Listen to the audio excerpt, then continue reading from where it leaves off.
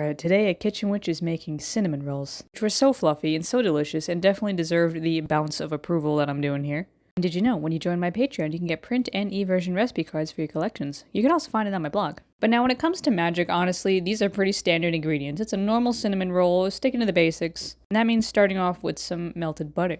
Now for me, the magic in here is obviously in the cinnamon, but also in the yeast. This little guy is hefty. He's got a lot of fortitude to him. No doubt we can invite some of that fortitude into our own magic. Screw a stand mixer, all I have is this dough whisk, so that's what we're going with. Don't forget your vanilla. But with all the wet mix, it's time to start on the dry. Some flour, some salt, get your hands in there, don't worry about it, and then mix everything all together until a dough forms. Now you can do magic with just about any other ingredient besides the cinnamon and the yeast. The flour itself, wheat, brings abundance and fertility, and the eggs, as you all know, are for rebirth and regeneration.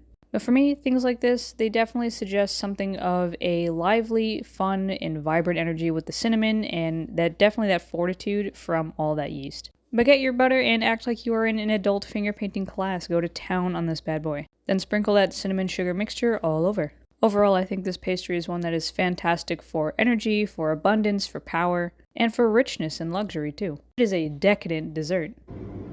These are definitely not like Pinterest mom level, but I think they'll still be good. Thank God. They proved, thank God.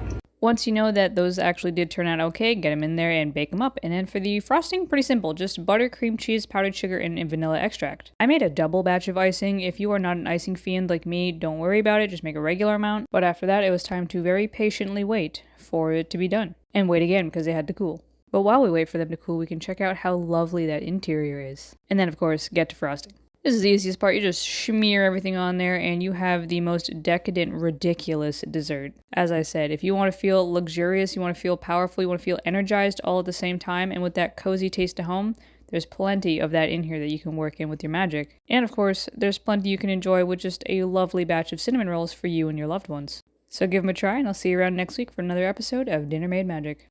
Enjoy!